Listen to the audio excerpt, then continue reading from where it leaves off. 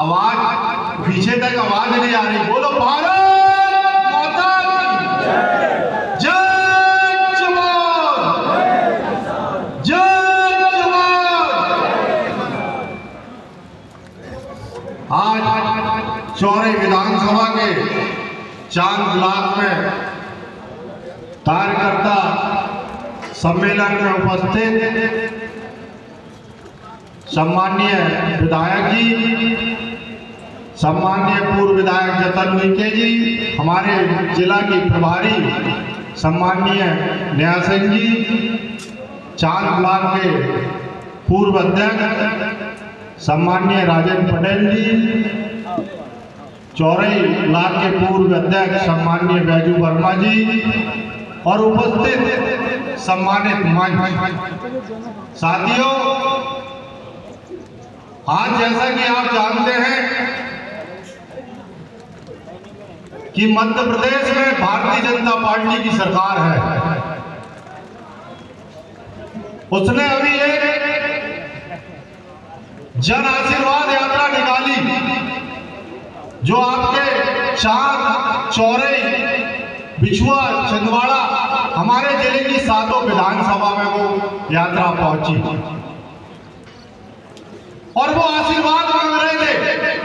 कह रहे थे भैया हमने 15 साल आपने हमको आशीर्वाद दिया था, हमने सरकार बनाई और बचे 3.5 साल जो आपने वोट देकर कांग्रेस की सरकार बनाई थी उसको हमने नोट से खरीद लिया, सरकार बनाई, आप फिर से हमको आशीर्वाद दो।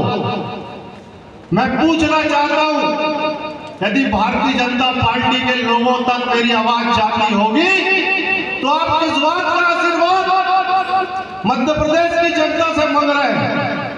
मैं पूछना चाहता हूं भारतीय जनता पार्टी के नेता और वक्ताओं से कि इसलिए चांद की जनता और छिंदवाड़ा जिले और मध्य प्रदेश की जनता आपको आशीर्वाद दे कि आपने 15 सालों में मेरे किसान को रोड पे लाके खड़ा कर दिया, आपने 18 सालों में मेरे युवाओं को बेरोजगार की संख्या बढ़ा दी, आपने 18 सालों में मध्य प्रदेश को महिला और बेटियों के अत्याचार में नंबर 1 बना दिया।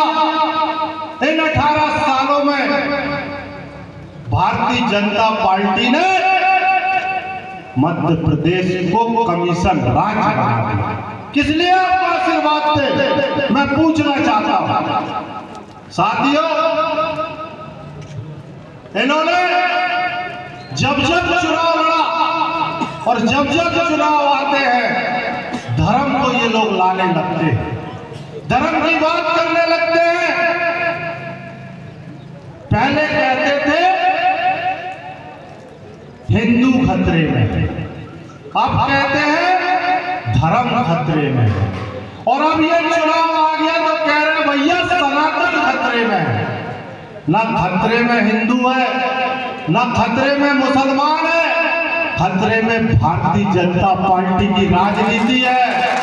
इसलिए बार बार कई धर्म, कई जाति, कई सनातन को बीच में लाने का काम कर रहे हैं।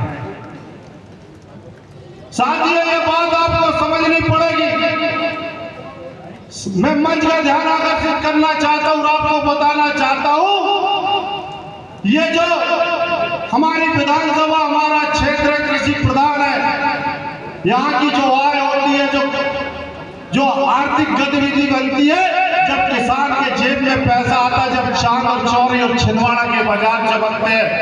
आज कितना अत्याचार मेरे किसानों पर हो रहा है। यूरिया के लिए हमको लाइन लगना पड़ रहा है। आप सोचिए, यूरिया के लिए हमको लाइन लगना पड़ता है। डीएमओ में हम जाते हैं, सुबह 10 बजे खाना खा के जाते हैं। सम्माननीय प्रभारी महोदय जी,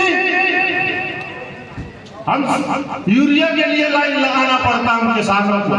जो किसान अपनी खेती को मां कहता है, मां के सीने में हल चलाता है और हल चलाकर अपनी फसल को उगाता है, वो किसान आज खून के आंसू रो रहा है। मेरे साथियों, 2018 में इसी दर्द को कांग्रेस और कमलनाथ जी ने समझा और कहा कि यदि मध्य प्रदेश में हमारी सरकार बनेगी, कांग्रेस की सरकार बनेगी, तो हम किसानों का कर्जा माफ करेंगे। सम्मानीय कमलनाथ जी ने 27 लाख किसानों का कर्जा माफ किया। 1 लाख तक के जो रेगुलर खाते के किसान थे वो माफ हो चुके थे। लेकिन जिस प्रकार, जो हमेशा कहता हूं मैं, कि जिस प्रकार त्रेता युग में सीता माता का हरण हो गया था, वैसी चोरी से सत्ता का हरण करने का काम भारतीय जनता पार्टी ने किया। हमारी सरकार ने जब किसानों के 2 लाख तक के कर्जे माफ होने थे, वो माफ नहीं हो पाए। ज्योतिरादित्य सिंधिया कह रहे थे, आपको सबको याद होगा कि किसानों का कर्जा माफ नहीं हुआ तो मैं सड़क पर आ जाऊंगा। जैसे भाजपा में गए, भूल गए किसानों को, भारतीय जनता पार्टी किसानों को भूल गई। अरे मामा शिवराज, सरकार तो बना ली, लेकिन उस योजना को यदि आप चालू रखते तो मेरे किसानों का कर्जा माफ होता। यदि शिवराज सिंह चौहान किसान का बेटा होता, भारतीय जनता पार्टी किसान की हितैषी होती, तो उस योजना को वो बंद नहीं करते, उसको चालू रखते, मेरे किसान का कर्जा माफ हो गया होता। और ये तो इन्हें चुनावी मुद्दा बनाना था, कहना था कि कांग्रेस ने किसानों को डिफाल्टर कर दिया। अरे मामा शिवराज, कांग्रेस ने किसानों को डिफाल्टर नहीं किया, डिफाल्टर तो भारतीय जनता पार्टी और मामा शिवराज ने किया। और पता है कि चुनाव आ रहा है तो क्या करें, तो बोले मैं ब्याज माफ कर देता हूं। ब्याज माफी की बात करने लगे। अब देखा कि चुनाव आ गया है, चुनाव जीतना है तो वोट कैसे लेना है, तो लाडली बहना का झुनझुना बजा रहे हैं। हमने पैसा दे दिया, अरे मेरी बहनों 1000 दे रहा हूं, राखी में 250 की मिठाई ले लेना, 250 दे रहा हूं, और अब अगले महीने से 1250 कर दूंगा। इन्हें 18 साल बहनों की याद नहीं आई? 18 साल मेरी माताएं बहनें दर दर भटकती रही, मेरी बहनों का बलात्कार होता रहा, लेकिन मामा शिवराज और भारतीय जनता पार्टी को बहनों की याद नहीं आई। याद कब आई? जब चुनाव आ गया। मेरे साथियों, ये सारी चीज आपको समझनी है। हम 1-2 महीने में चुनाव